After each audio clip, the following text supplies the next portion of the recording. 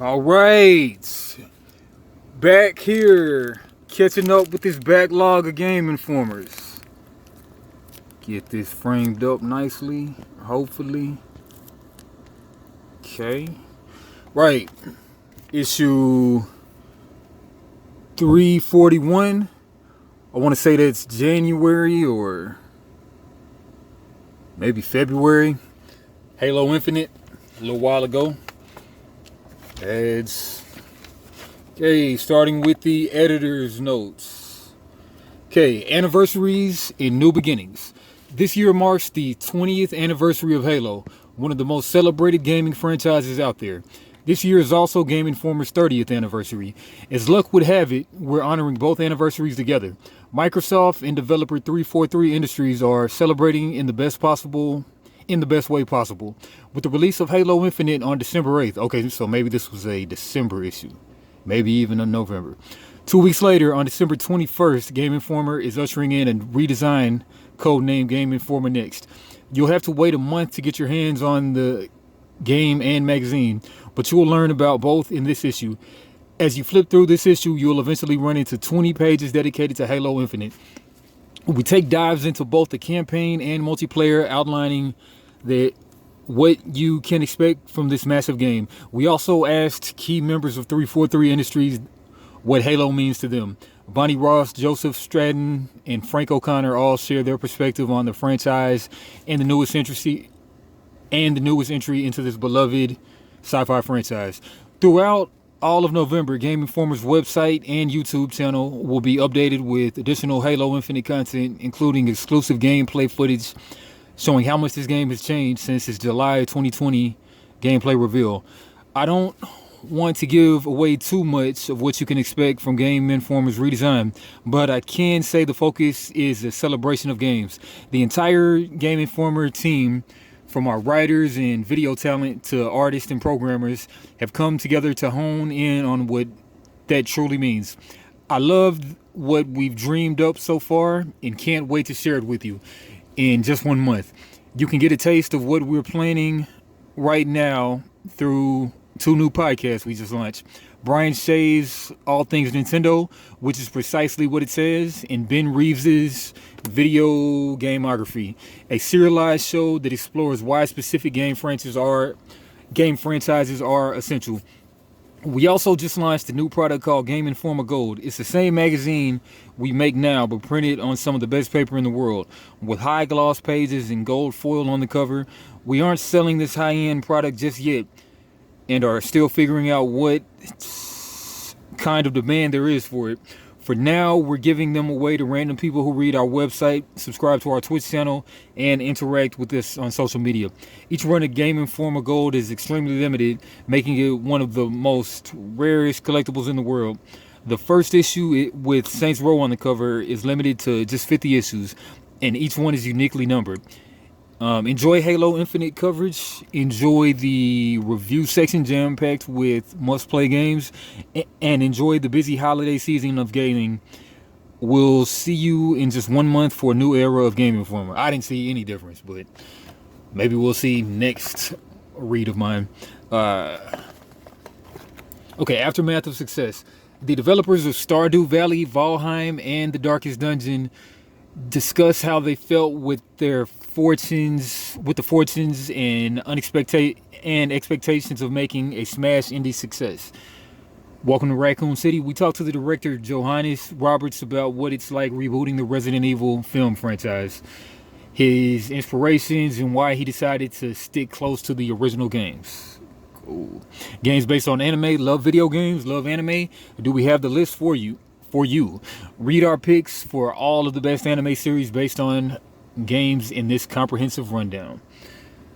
The life and career of Edmund McMillan, one of the most recognizable names in the independent game development. We spoke with the Binding of Isaac creator about how he got interested in games, his early work, success, and what's next. Switch OLED. We'll get to these things when we get to them. Yeah, we'll get to them when we get to them. Bayonetta 3. Okay. Little letters. Saints Row. I'm glad Volition is getting another crack at making Saints Row games.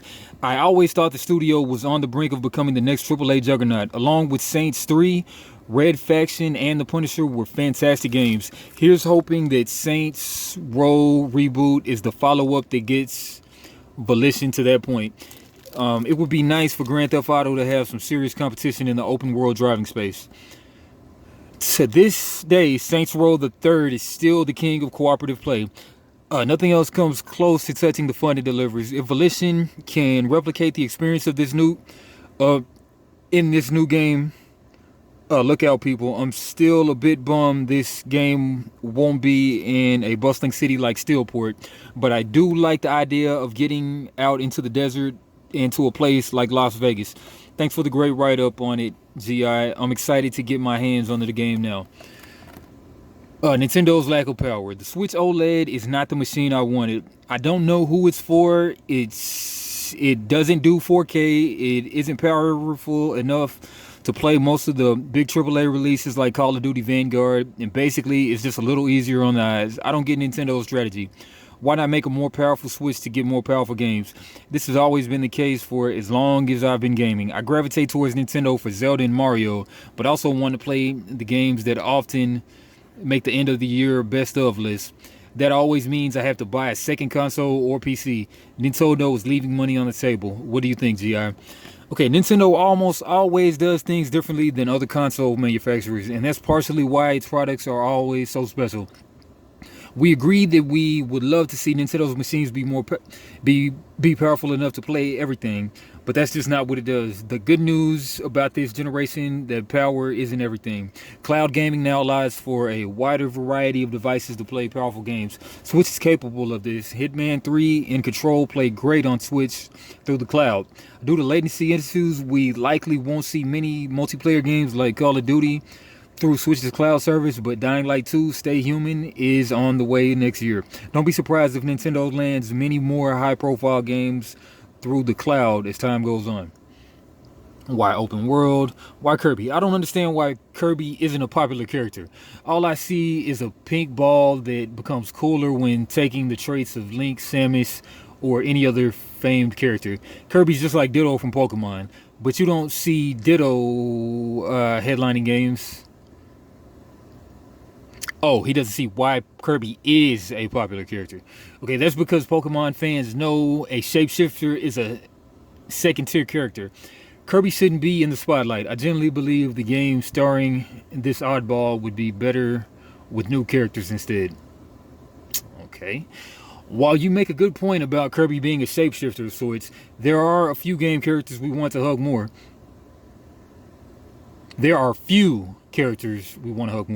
Kirby is adorable as they come, and that's a good enough reason for Nintendo to continue bringing the Pink Star back for more adventures. You can read about Kirby's next outing in the Forgotten Land on page 62. Okay, yeah, hater. I mean, hating on Kirby. What you hating on Kirby for? Right, sharing a magazine. We skipping that. COVID-19. Yeah. Nice Zelda with the sword and shield. That female boo thing. Female Pokemon trainer. 2 Assassin's Creed Odyssey's protagonist, and Dustin Hunt. Aftermath of success. Darkest Dungeon, Valheim, and Stardew Valley devs on life following triumph. Okay, imagine waking up to the little-known passion project you've been working on for years has rapidly become popular beyond your wildest dreams. It's the kind of success developers dream of, but so few achieve. Even if a game has a fantastic history, inventive mechanics, and a unique style, there's no guarantee it will prosper. The competition is fierce, with tons of games releasing every day, and it's a struggle to catch people's attention. And yet, there are success stories from developers who manage to overcome all these hurdles and create astounding popular games. The creators of Darkest Dungeon, Stardew Valley, and Valheim are unanimously grateful to their fans for giving them a shot, and they acknowledge the creative freedom their success provides. However, they also spoke about the intense amount of work it is to maintain the next biggest hit, as well as their struggles with doubt and finding purpose when moving on to new projects. First paragraph.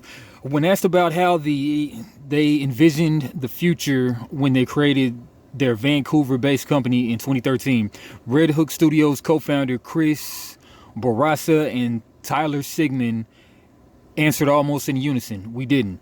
The duo left their previous employers behind to launch the Lovecraft-inspired studio. But as Sigmund explains, it's always about the game, and it's never about the company. The game he's referring to is Darkest Dungeon, a gothic dungeon-crawling RPG where your party's mental status is just as vital as their physical one. And though the project has now surpassed 5 million copies sold, and its highly anticipated sequel is on Epic Early Access, the first step to getting there wasn't what anyone would call glamorous. All right, next paragraph. So it was 3 of us in a room in another studio that they were letting us borrow, recalls Bourassa. There were rats in the building and human poop on the doorstep the first day we went to take possession, as it were, and I use the term in the broadest possible sense.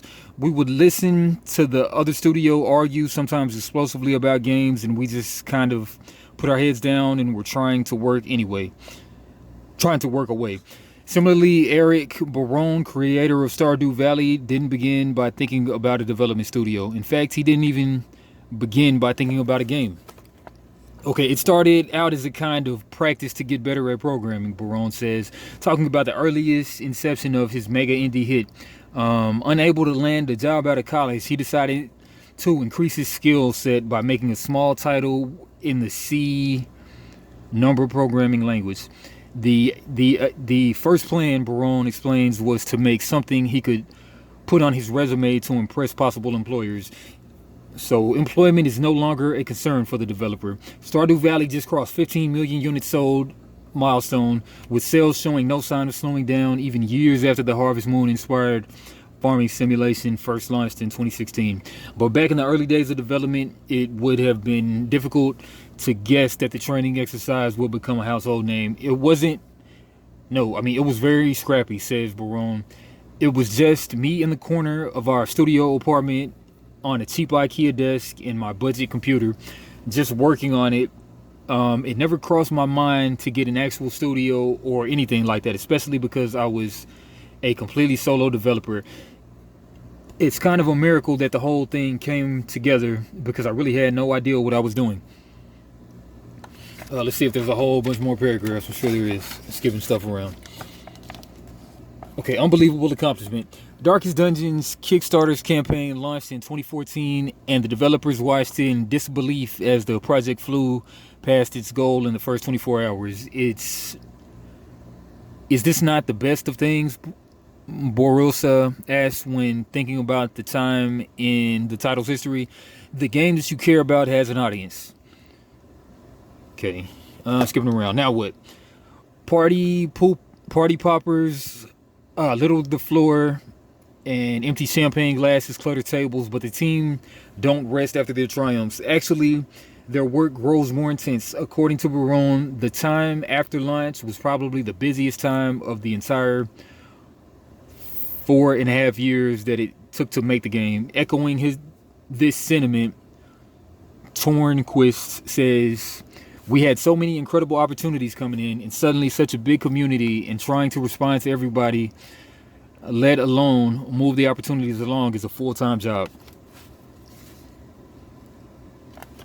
Yeah, great graphics, for sure. Valheim, yeah, they like all of these games I've heard about except for Darkest Dungeon.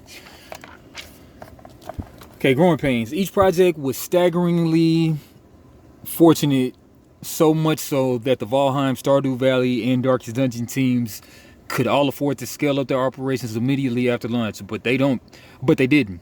Tornquist believes subtle adjustments and refinements have helped Valheim continue to thrive. We've grown with a couple of new additions, but we took our time making sure the team is growing in the right direction and with the right people, he says.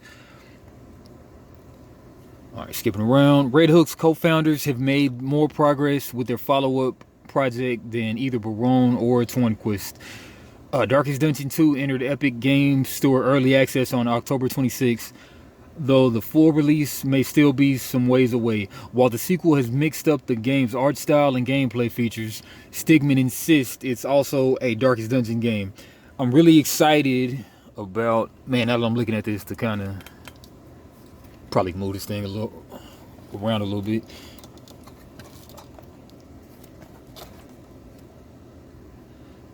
Still probably can't see the words, but it is what it is. We've had a chance to honestly improve in various ways, like Barone as he moved on to his next project. Barusa also noted how important it was for Red Hook not simply to chase success. We could have just added Metroidvania elements from the dungeons to the dungeon, says Barossa, recalling the earliest brainstorms for the sequel, and call it Darkest Dungeon 2, but it didn't feel like we could get as excited about that. What's most important, and the way we found success the first time, was to channel our passion and excitement and our fear into this project. So by taking the risk, we're actually delivering something closer to the feeling of the first game without delivering the exact same game. While the success of the studio's first game certainly casts a long shadow, Sigmund takes some comfort from it as well. Even if players don't take to the sequel the same way, he says, at the end of the day, nobody can take away Darkest Dungeon now. Okay, welcome to Raccoon City. Okay, how to make a Resident Evil movie. Mila Jovovich. Okay, after the first series of Resident Evil movies made over $1 billion in box office revenue, production company Constantine Films is ready to reboot its biggest film franchise.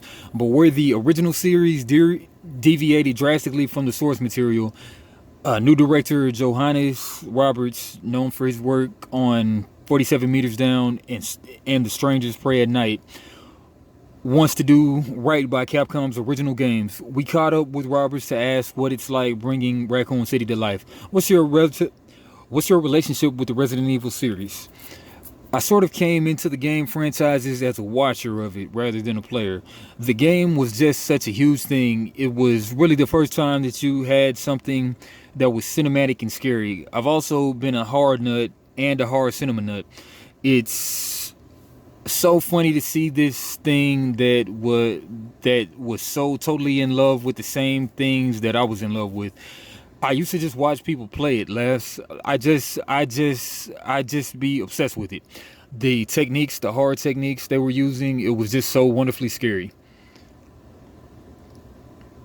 Okay, the reason I'm asking those first games, the camera angles are born out of technical limitations, but they were very cinematic.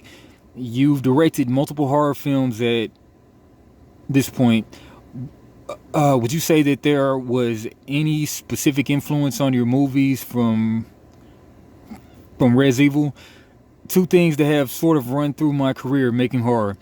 One, it's all about going through doors. I made a movie called Outside of the Door. This kind of thing of what's on the other side of the door, and you would open the door and you wouldn't know what you were going to get into. Resident Evil games really sort of played heavy onto that, and obviously through technical limitations because everything would have to load to the next beat, but it really built a suspense there. And then also this thing that we definitely used in the movie, but I've definitely used a lot of anyhow in this thing of characters going off screen and not following with them laughs. All right. Can you talk about the collaborations between cinematographer Maxine Alexandria and yourself in staging that are both an homage to the games and adapting them for something that works for live action? All right, skipping last paragraph. What stands out to you most as the most challenging part of making this movie? Okay, there's one big paragraph. Do you know what the biggest challenge and I guess more frightened I have ever been when doing this was the zombie aspect, and I've never really realized it until we were doing the Siege on the Police Station. The movie is very much influenced by Assault on Precinct 13 and uses that a lot as a touchstone to tell the narrative. We have the big siege at the police station. Suddenly I was standing there and the zombies all arrived, and suddenly you realize that you have the weight of like 60 years of zombie movies right on you. You got to get this as right, and you've got to bring something fresh, and you've got to scare again. When people have seen zombies, they found them scary, then they found them not scary again. They become part of comedy. They become everything that was really tough to be able to create a story that had a dramatic theme and was grounded to a certain extent. I mean, it's very John Carpenter inspired, so it has its own world. But within the world, you need it to be believable within the reality of that world. All right, so I'm skipping this, man. All right. Super Mario 3D World, Bowser's Fury. Family games to play over the holidays. It Takes Two. Okay, divorce is a bit of a heavy topic for a feel-good gathering, but this platformer is such a beast to play. It's sure to give your guests plenty to enjoy. You and your partner control May and Cody, a couple contemplating divorce, who have mysteriously turned into dolls and are now fighting to get back into their real bodies. Interesting. Okay, and Animal Crossing New Horizons, Mario Kart 8 Deluxe, Jackbox Party Pack 8. Jackbox is great if you haven't tried that. Super Smash Bros. Ultimate, Overcooked All You Can Eat, Mario Party Superstars, Untitled Goose Game, Sackboy, A Big Adventure. Great anime based on video games. Many video game franchises are ripe with fascinating characters that demand further exploration, and anime is often a natural fit to flesh out those stories and showcase those action-packed battles in pure cinematic form. But which ones are really worth your time? Some anime merely rehash the main narrative of their video game source material, while others flesh out characters with prequels or unique side stories. Truth be told, there's value and entertainment in all types, and we've picked some of our favorites for you to enjoy. Persona 4, the animation. Persona 3, 4, and 5 have all had anime adaptations and are a delight in their own right, but Persona 4 serves as the best of the bunch. Persona 4's cast was already a bit more lighthearted and fun to watch in game, but the anime gets one thing right, giving the previously silent main protagonist, Yu Narukami, more personality and development. All right, skipping to Castlevania. This Netflix series is merely influenced by Japanese animation and Ayami Kojima's artwork, but it rightfully deserves a spot on this list as it's one of the better video game adaptations in the cartoon space. The first two seasons adapt Konami's 1989 hit Castlevania 3 Dracula's Curse, focusing on Trevor Belmont, Alucard, and Sypha Belnades as they contend with Dracula and his army of demons. Alright, skipping around. Street Fighter 2, the animated movie, an oldie but goodie. We couldn't resist including the movie based on the game that gave rise to the Street Fighter frenzy and popularity. It's also a darn good animated movie, showcasing the sides of good and evil as we know in the series. The movie centers on series mainstay Ryu as he continues to dominate on the fighting scene and garner more rivalries. However, things get more complicated when a mysterious crime syndicate, Shadow Law, led by M. Bison, brings more dangers to the acclaimed fighter and other familiar franchise faces such as Chun-Li, Guile, and Ken. The adrenaline-pumping fights as realistic action remain a highlight, as well as the fleshed-out backstories for many iconic characters. Fun fact, many elements and designs from the movie were integrated into future Street Fighter games, including a nod to that intense Ryu-Ken showdown in Street Fighter Alpha 3. Ace Attorney. Okay, the Phoenix Right trilogy sets the stage for the Ace Attorney series, reaching a high bar with its charismatic cast, silly cases, and surprising twists. The Ace Attorney anime is just another way to experience or relive all the great moments from the first three games. Skipping around, the world ends with you. The animation, the world ends with you has plenty of style and 6 beats, and this anime is your chance to learn more about Niku's story. It provides a concise way to experience the basic plot points from the original game, albeit with some slight differences. Skipping Pokemon Origins, we couldn't make this list and not include A Nine to Pokemon, which is often credited for helping popularize anime worldwide. The television series has more ongoing episodes than we know what to do with, but instead of pointing to those, we want to highlight a wonderful spin-off called Origins. This 90-minute special closely follows the plot of Pokemon Red and Blue, featuring characters and settings from it. Okay, so unlike the main series, it doesn't star Trainer Ash Ketchum, but instead has a different protagonist with Red and his rival Blue. The anime takes us from Red capturing his first Pokemon and winning the Pokemon League to his pursuit of the mythical Pokemon Mew. For those who want to watch Pokemon anime but don't want the demands of trying to keep up with the main series at 1,000+ episodes, this is a great alternative that pays homage to the subject matter and video game mechanics wonderfully. Dragon Quest, the Adventure of Dai. I played that game one time. Tales of Vesperia, The First Strike, just passing it. 20 Years of Liberty City. A conversation with Rockstar Norse art director about the game that changed everything.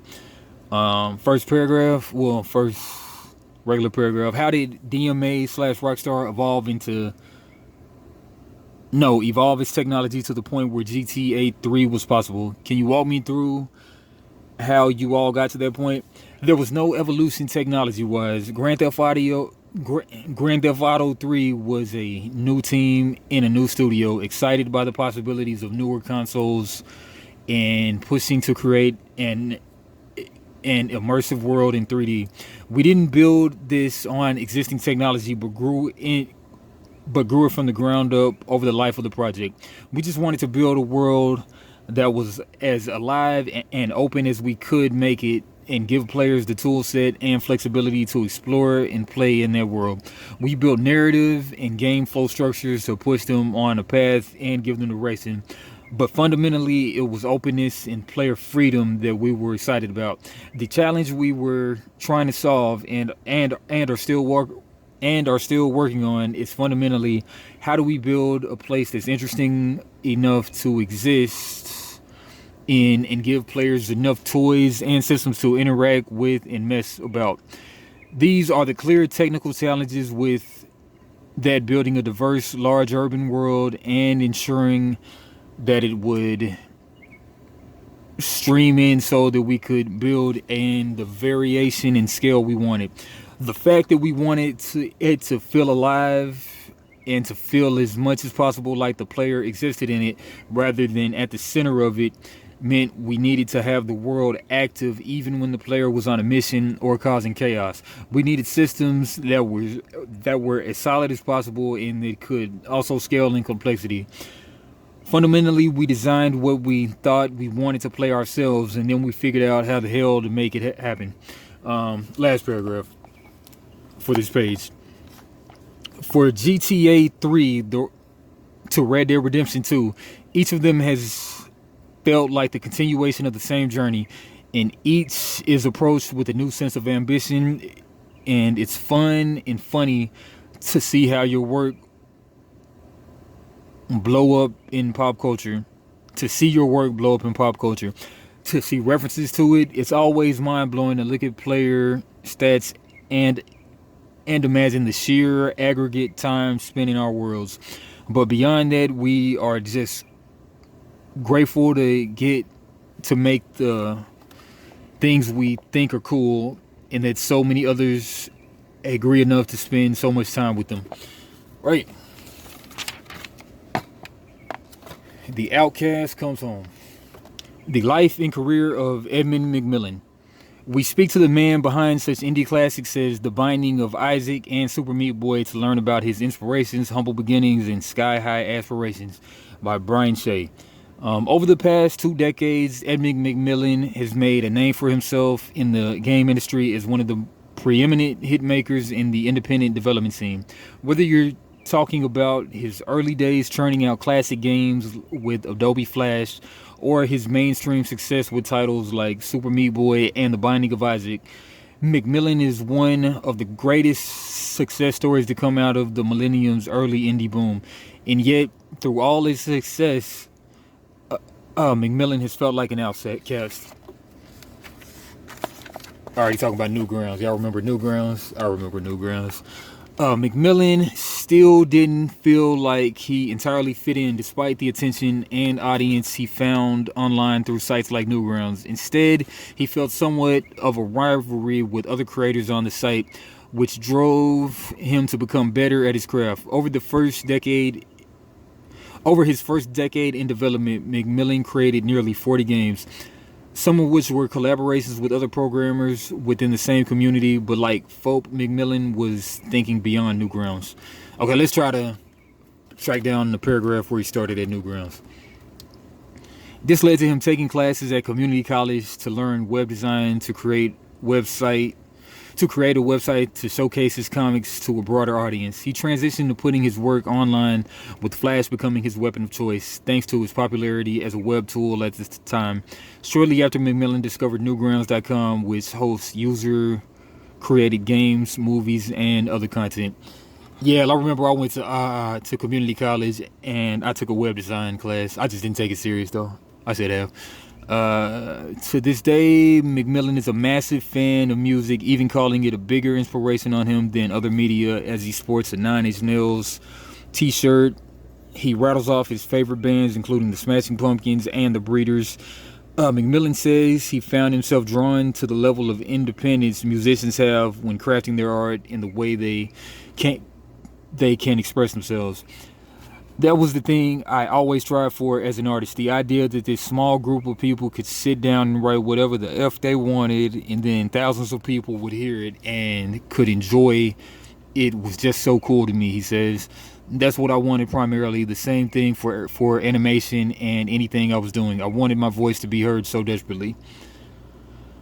Yeah, let's flip the page. Super Meat Boys. Okay, in the late 2000s, McMillen compiled what he refers to as a portfolio of sorts, containing all his games, comics, and animations on one disc, which he, alongside with his wife Danielle, sold out of their house. He saw what his fellow indie devs achieved through the newly established Xbox Live Arcade and wanted in on the gold rush. Suddenly my peers were becoming millionaires, and they were having these options for their futures, and I would really like the same, he says. The Unbinding of Edmund. To this day, Super with McMillen, but rather than create a sequel, he wanted to forge new paths. The success screwed with me a little bit because there was an expectation, he says. Everybody wants a sequel, and the first thing I said, I would never make one. I would never make a sequel to Super Meat Boy, because how could I do it better than that? Oh, okay. Last paragraph of this page. 5 years after the Basement Collection, McMillen and Gliel joined up to create The End Is Nigh. Thanks to its gameplay style and punishing difficulty, many drew comparisons to Super Meat Boy. While the parallels are easy to make, McMillen thinks The End Is Nigh stands above the rest of his catalog. Cool. Super Meat Boy and Isaac art. Okay, The Binding of Isaac launched in 2011 and has sold millions of copies and continued to grow through multiple releases across his decade of existence. McMillen initially decided to expand on the game because his wife got really into playing it, and he wanted to create more content for her. However, the personal nature of the game drove him to continue creating in the universe, even releasing a prequel deck-building game called The Legend of Bumbo, and a Kickstarter-funded tabletop game called The Binding of Isaac: Four Souls, amidst the various main game expansions. Yeah, Target had that the tabletop game on sale for like $6. I kind of regret not getting it, but it kind of looked like a party game. I probably wouldn't play it, but I still should have grabbed it though. Oddly enough, McMillan thought that The Binding of Isaac, with its abstract ideas and more difficult to describe premises, would be his cult hit. But it turned out that The End Is Nigh was, as he describes in his Arts House Midnight movie. Last paragraph. McMillan may still feel like somewhat of an outcast, but perhaps that's precisely why his work resonates with so many people. When you combine that notion with brutally honest writing, striking visuals, rock solid gameplay, and inspiration drawn from some of the greatest games of all times, it's a recipe for why critics and fans alike continue to eagerly anticipate his work and welcome his creations into their lives time and time again. Yeah, the guy has a lot of photo references on his desk. Okay, battle your friends with these awesome Roblox-inspired Nerf blasters. Still haven't played Roblox myself. Xbox controllers, Switch OLED, old review, Pokemon Sword and Shield Fusion Strike poster.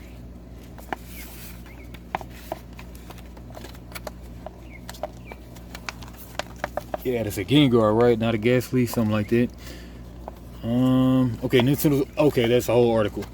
Okay, Nintendo has often integrated on its iterated on its existing consoles to varying degrees of success. The Nintendo Switch is already no stranger to new versions, with the light and upgraded battery model releasing over the last 4 years. The Switch OLED is the latest update, and while those who primarily play docked shouldn't feel the need to purchase the system on day one, handheld players will benefit the most from this shiny new update. Final grade B. The Nintendo Switch OLED is the best version of the console on the market for undocked players. The screen is an absolute marvel, and its vibrant colors and larger play space rekindled my love for the system. As someone who owns a launch Switch and primarily plays undocked, the myriad of additions justified the investment. While those updates are great for like-minded Nintendo fans, the lack of meaningful processing or 4K support makes the price a hard sell for those who prefer Princess Peach on the big screen. The Game Awards 2021. After more than 80 million live streams in 2020, this year's show will be jam-packed with more world premiere reveals than ever before. Last year's The Game Awards was the biggest yet in terms of viewership, growing more than 84% year over year to the tune of a staggering 83 million live stream views. The Game Awards has become one of the video game industry's biggest events, but we aren't just tuning in to find out which title will be crowned Game of the Year. We're also there for the world premieres, which shine the spotlight on new games we'll be playing in the years ahead. Some publishers save their biggest surprises for the Game Awards, a show that almost didn't exist. Okay, for a decade, Keighley was the producer and host of Spike TV's Video Game Awards, a show that started strong in the early 2000s but fizzles out in 2013 due to poor viewership numbers and criticism over the show's format. For the 2014 show, Spike wasn't going to broadcast it on TV, opting instead to stream it online. Keighley didn't agree with Spike's direction and dropped out of the presentation. For unknown reasons, on top of Keighley's departure, Spike canceled that year's events in the 11th hour. That didn't stop Keighley from having an award show that year. He worked with publishers to fund a new show simply called the Game Awards. Given the diminishing returns of Spike's show, he didn't know if the new program would draw people in. That year's live stream netted nearly 2 million views, a respectable number. But the true victory was the format and tone of the show. This was the format people were clearly looking for. In each following year, the Game Awards viewership has doubled and is now one of the highest viewed programs of any entertainment medium. I've never watched it. I don't think. Well, I did watch them on Spike TV, not on the internet. Yeah, just skipping around.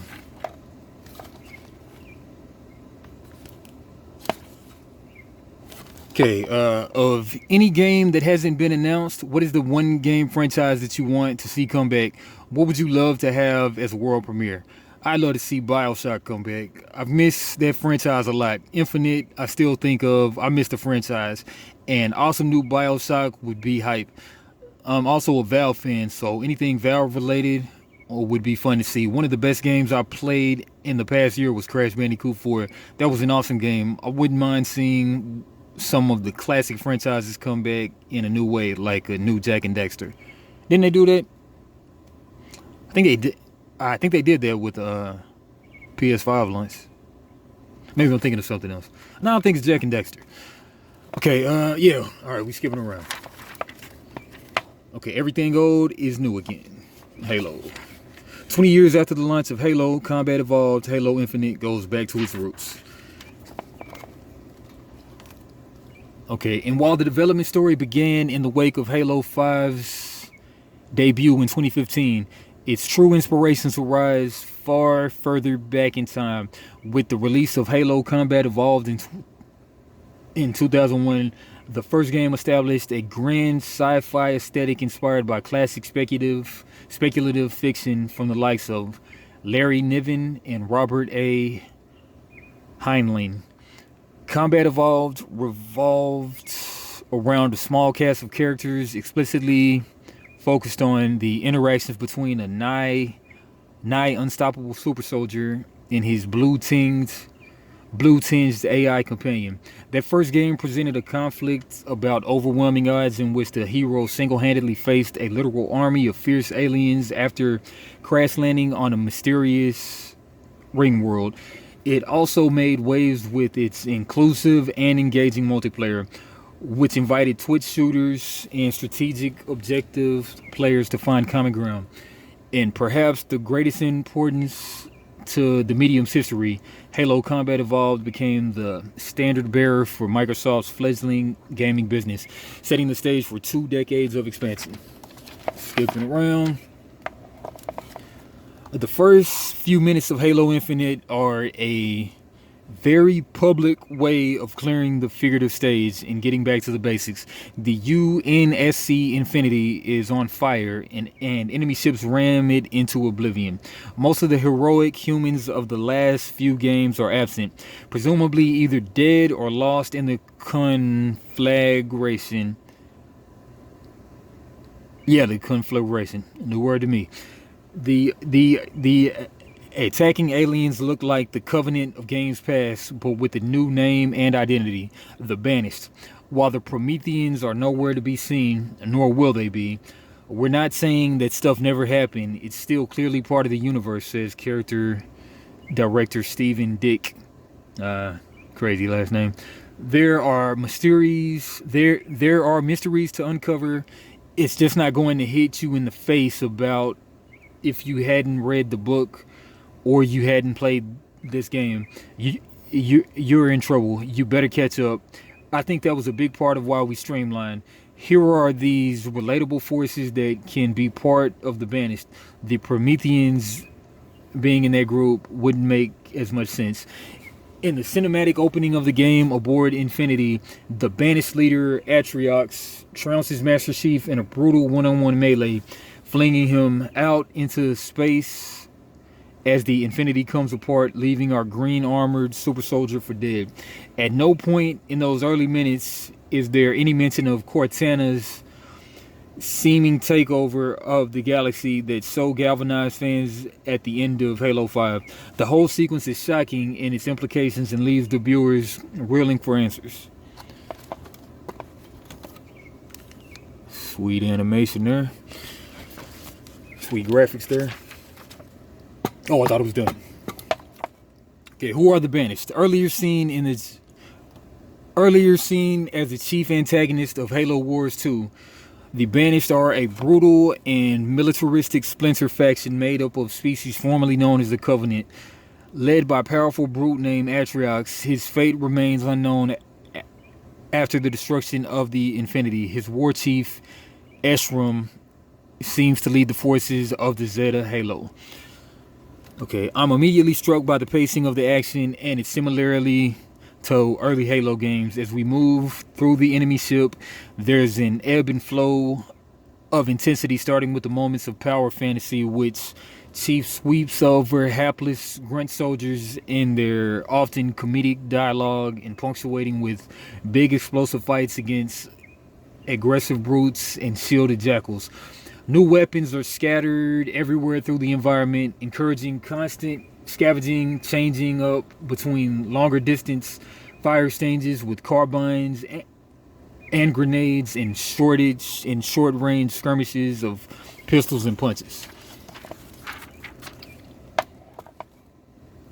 The ammo economy has seen an overhaul targeted at several distinct types of damage while ensuring that players can hold on to individual weapons they like, since multiple weapons share a type. Alright, skipping around. Okay, as the ring reacts to the weapon's removal and begins to raise the platform they're standing on, the chief hears a whispered voice that sounds like Cortana. When he remarks upon the voice to the weapon, she responds critically, "No, it's not her, just dust and echoes." It's a phrase that shakes up Master Chief, just as it will longtime Halo players. The mystery of Cortana's fate is very much still up in the air. Okay. I've never played a Halo, except for Reach, but I already played that.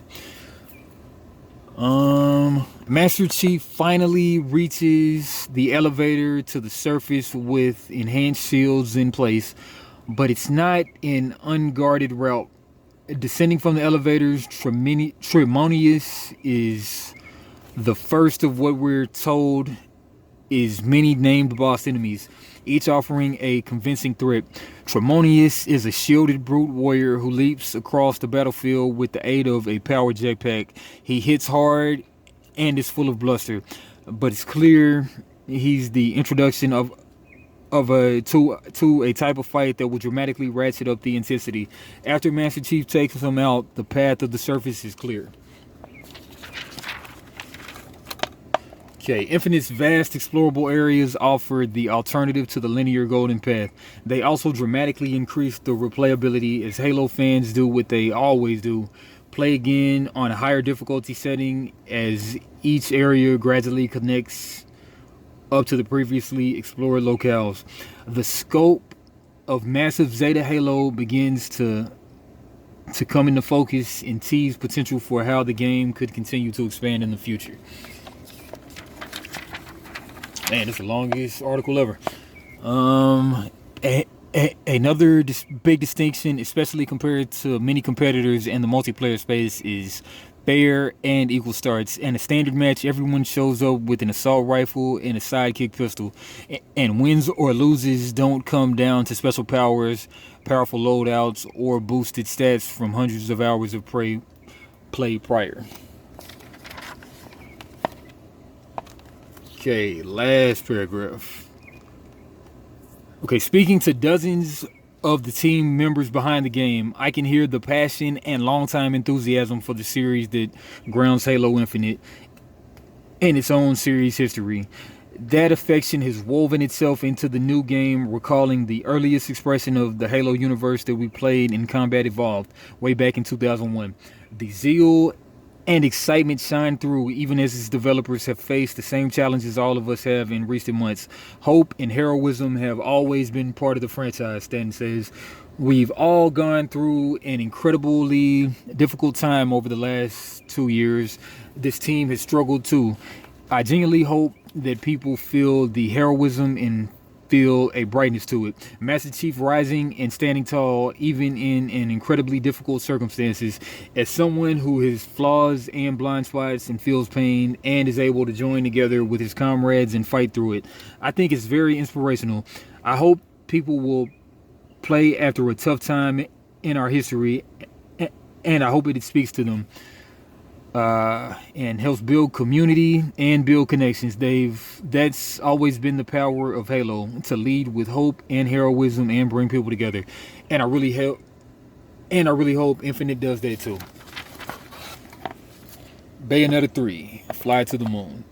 In the 7 years since Platinum Games released Bayonetta 2, the developer has launched 10 other games. Some of those, like Nier Automata, have been massive hits for the company. Others, such as TMNT in Manhattan, have been middling to poor releases.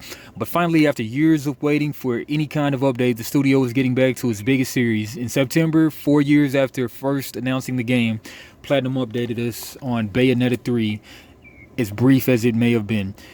Revealed in a trailer during a recent Nintendo Direct, we first see a giant angel attacking Shibuya Crossing, the famous crosswalk in Tokyo, Japan. The military in vain tries to take down the beast until a barrage of bullets hits it from off-screen.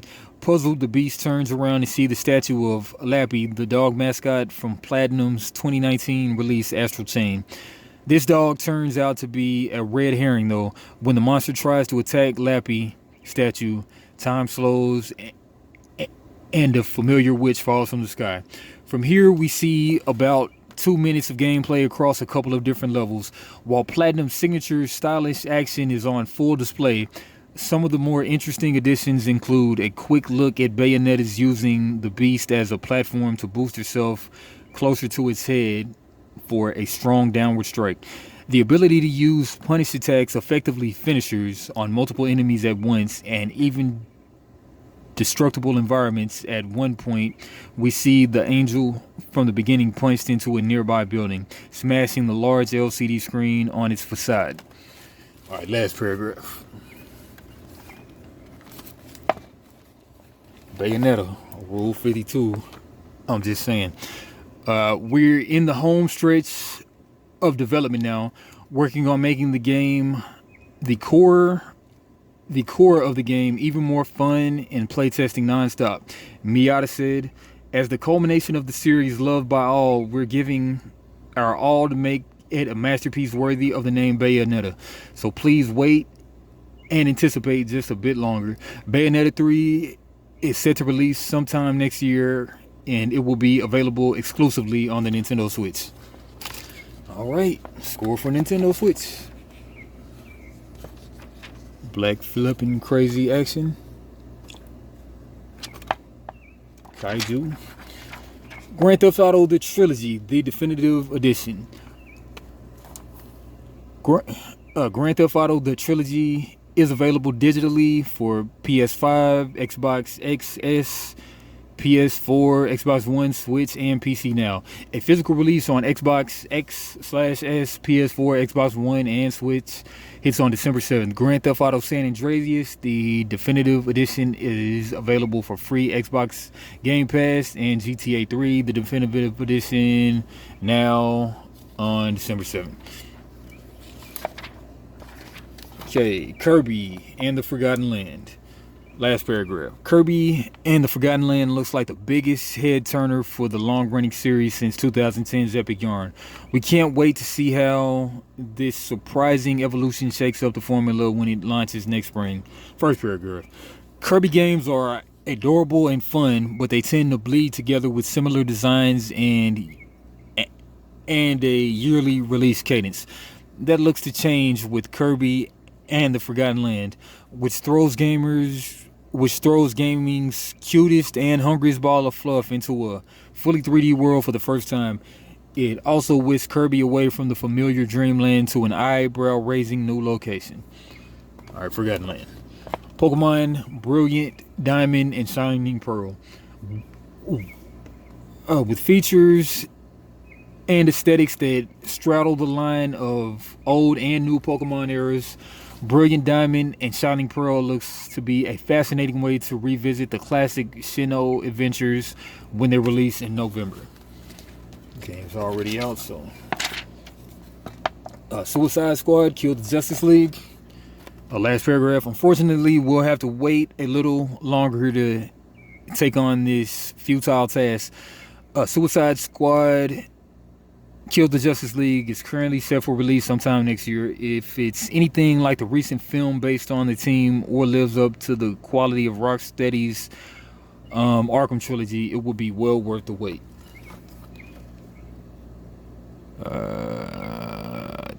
Deadshot, I think, Harley, Killer Croc, and another dude. All right, Gotham Knights, a city on marionette strings. Robin, Nightwing, Batgirl, and is that Deadshot or who's that guy? Yeah, I think that Red Hood. Yeah. DC has long played with what Gotham would look like without the shadowy protection of Batman. Most recently, a peek into the future of the DCU revealed Tim Fox, a potential replacement for the Caped Crusader, or at least a temporary stand-in, as a part of a future state comic event. Montreal is building its own Gotham that has to figure out a way to survive a post-Batman world. Luckily, it can turn the various youths Bruce Wayne raised and mentored to be vigilantes and heroes. Last paragraph. Gotham Knights is still a ways off, slated for release in 2022. We're hopeful that while Warner Brothers Montreal has stayed tight-lipped for much of this year on the project, the studio will shine even more light on this co-op action RPG in the coming months. Oxenfree 2 Signals. When talking about Oxenfree 2 Lost Signals, Sean Cracknell, the co-designer and CCO of Development Night School Studios, says he wouldn't call it a bigger game than the first Oxenfree. He'd call it a deeper game. Last kind of paragraph. Definitely one of the big themes of this game is taking stock in the choices you've made in your life that have gotten you to where you are, Hines says, and knowing that it's never too late to say, you know what, this is not the right path for me, I want to make a change. Or to say, you know what, I really do like the choices that I've made, even though maybe the community or the world says that they were the wrong choices, they were the right ones for me. Oxenfree 2 is set to release sometime later next year. Alright. The Gunk, a sticky situation. Outside of having perhaps the most fun title to say out loud, The Gunk is one of the coolest looking under the radar games on the horizon. It also represents a significant change for developer Image and Foam, the team responsible for the Steam World franchise. The game breaks away from the cartoon-style 2D world to create a more mature ET 3D adventure with an intriguing premise.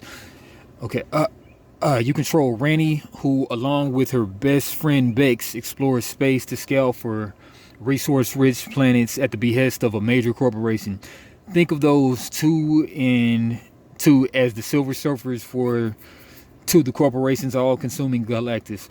The pair stumble upon a world that doesn't appear valuable at a glance, but they find more that they're bargained for upon landing. A gooey, harmful substance the women appropriately christened the Gunk covers the landscape and mysterious ruins. It's unclear where the Gunk comes from, only that it's hindering the planet's life and must be removed to discover the secrets of the civilization once inhabited by the world. That inhabited the world. Sounds like that Mario Sunshine.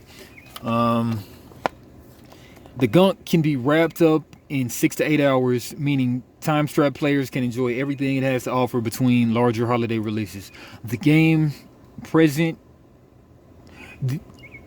may present a wholly new challenge for Image and Form, but the studio says it's been itching to try something new for a long time, and it's earned the benefit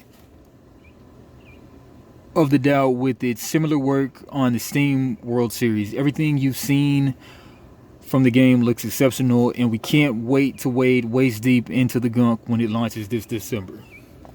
Yeah, it does look great. Okay, Tom Clancy, Ghost Recon Frontline. Last paragraph. Ghost Recon Frontline doesn't have a public release date, so it remains to be seen whether the project will successfully carve out a space for itself will fall prey to an ongoing identity crisis. As a fan of the series since it debuted in 2001, I'm hoping for the best. Weird West. Read something about that in the last issue, but last paragraph. With its distinctive take on the Wild West, which feels like an alternate era where werewolves and the undead were as much a part of everyday life as coyotes and cattle, Weird West is doing a lot to demand my attention, even with a few drawbacks. I'll have my eye on the game when it releases later this year. Colts, crazy. Not the Colts 45, but the CULT. Splatoon 3, the new Splatsville location, and the campaign central theme called Return of the Mammalians. Triangle strategy. You can use the chains like casting fire to melt the ice beneath enemies, then using lightning to electrocute the water. Triangle strategy comes to Switch on March 4th. A little gator game. Playing as a little gator in the demo, you try to convince your older sister to put down her research project by staging a series of grand pretend adventures. The full game launches on Switch and PC in 2022. No Place for Bravery. No Place for Bravery is a 2D action title coming later this year on Switch and PC with haunting pixel visuals. Book of Travels. Player-led adventure seems to be the goal, and while you can check it out on Steam's Early Access now, Book of Travels won't get a full release for at least 2 years. Chocobo GP. The game boasts a story mode, supports local and online multiplayer, and has iconic courses based on memorable Final Fantasy locales, from the Street of Alexandria to Zozo and the Gold Saucer. Chocobo GP launches sometime in 2022. A Space for the Unbound, coming to PC and PS consoles next year. A Space for the Unbound is an intriguing pixel art title that blends everyday life with the supernatural. Set in rural Indonesia in the 90s, the game follows two high schoolers coming to terms with their changing relationship, inner demons, and powers beyond their control. The free prologue, out now on PC, lets you jump into the characters' minds to influence their thinking, and has an ending that treads into the cosmic horror territory. Layers of Fear sequel.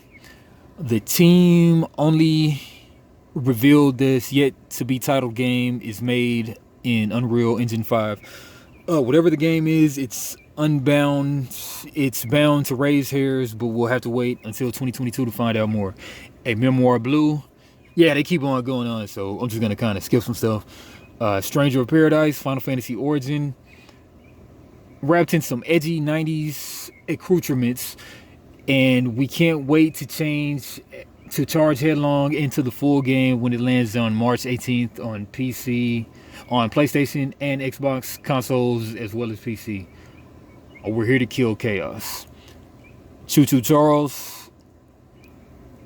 Move over, Thomas. A new terrifying locomotive is calling the railways home. Developed by Two Star Games, Choo Choo Charles is an open-world survival horror game that's simply put off the rails. You'll commandeer a train of your own, completing quests for oddball locals on a terrorized island. Scraps scattered throughout the land help bolster your defenses and DPS, so that when Charles finally shows himself, you can send the wheeled creature packing with bullets to his grotesque face. Choo Choo Charles will be released in the first quarter of 2022 on PC. Just like the Meat Canyon episode of Thomas Tank Engine. Salt and Sacrifice looks great, but just kind of skipping it though. Well, last paragraph. After playing the first hour of Sky Studios' upcoming release, it's clear the developer's penchant for high quality and high challenge remains intact. Far Cry 6, 75, Metroid Dread 78, Far Cry 6, Far Cry 6, 9. Far Cry 6 is a compelling open world action game from the early moments through the final confrontation. The main storyline is exciting, and I never ran into a shortage of side content to enjoy. Far Cry 6 isn't revolutionary in its accomplishments, but it executes the franchise's formula better than any entry before it. All right, 9, high praise. Marvel's Guardians of the Galaxy, 8.5. As fans of the Guardians comic books and movies, I thoroughly enjoyed Eidos Montreal's unique take on the supergroup. The non-stop character banter and nicely designed choices make this a journey worth taking, even if the gameplay takes a little too long to highlight the team's true potential. Back for Blood, got an 8. Back for Blood is one of my comfort food games of 2021. It's an excellent time with friends that scratches an itch I've had since the glory days of Left 4 Dead. While it never reaches the heights of its inspiration, the addition of cards makes me hungry to play more, even when the game isn't at its strongest. Okay, Metroid Dread, 9.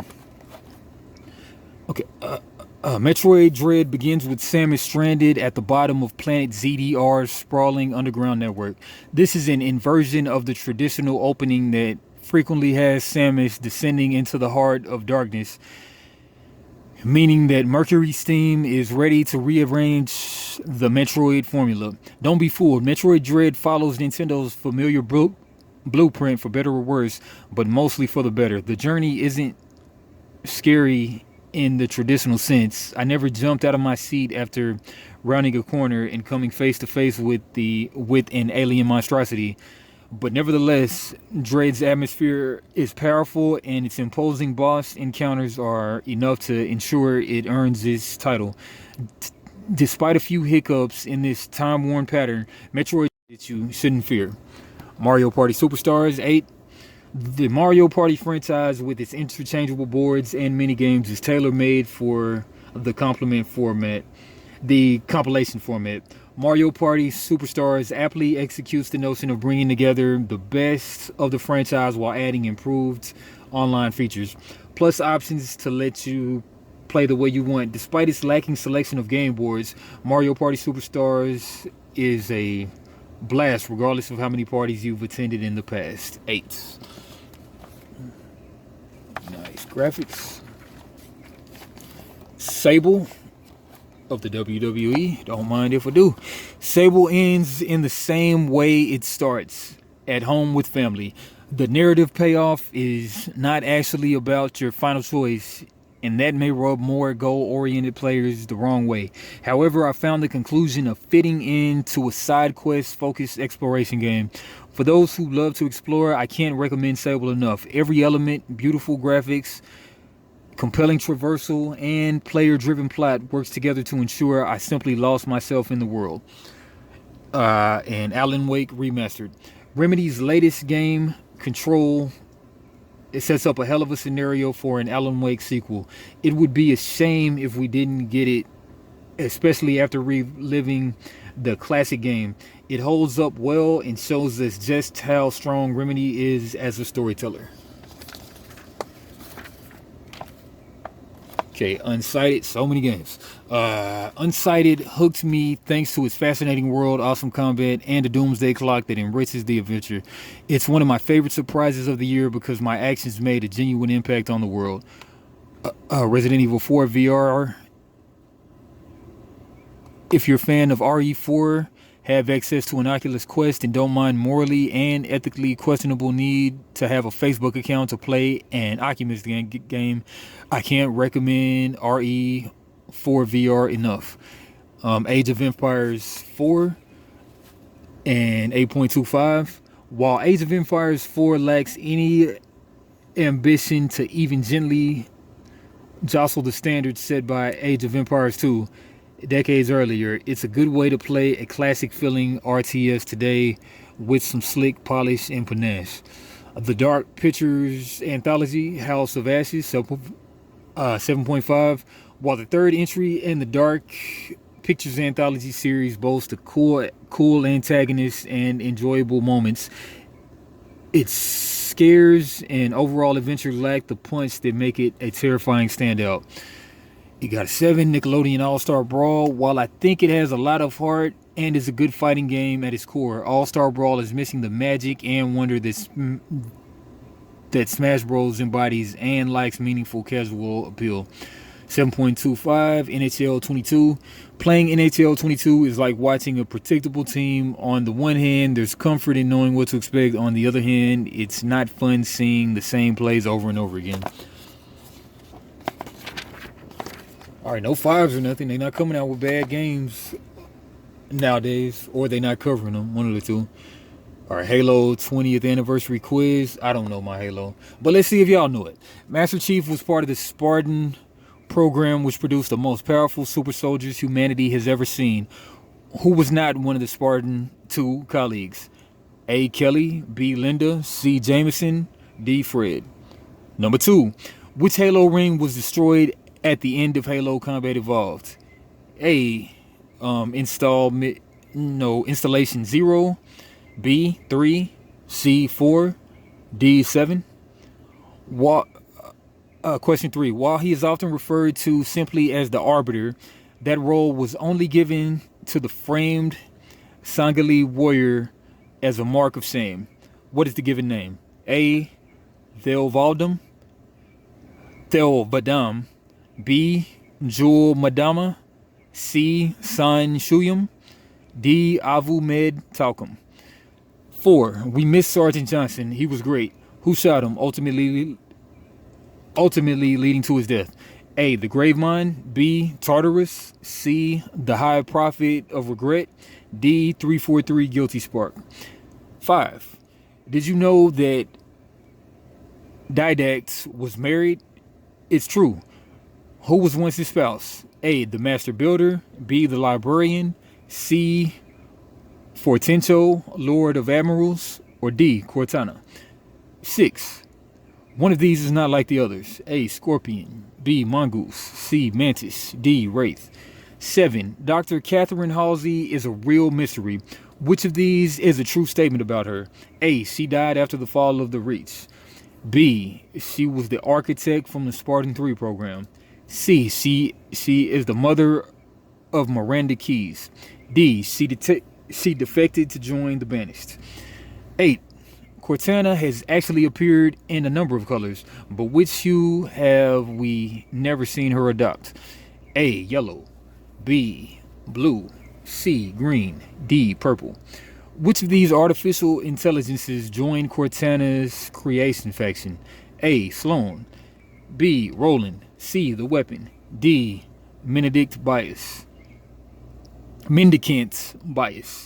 10. The Flood are pretty gross, right? A. Yes, definitely. B. I mean, everybody's got to eat. C. No, they're the kind of cute in the right light. D. I'm part of the Flood and I'm offended by the question.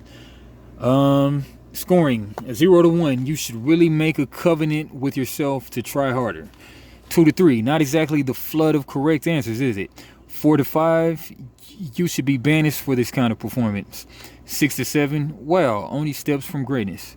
8 to 9. Almost a lock for the top spot. 10. You're a real Master Chief. And the answers. 1 is C. 2 is C. 3 is A. 4 is D. Oh, can't see it on the frame. 4 is D. 5 is B. 6 is D.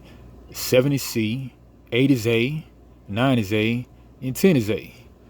So if you did the stereotypical thing and put C on everything, you would have gotten 1, 2, 3 of them right. That was not the move. All right, and that's it for Game Informer number 341.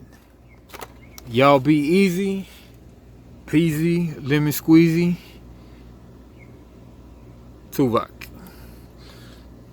And I'm about to watch the Oracle right now. All right.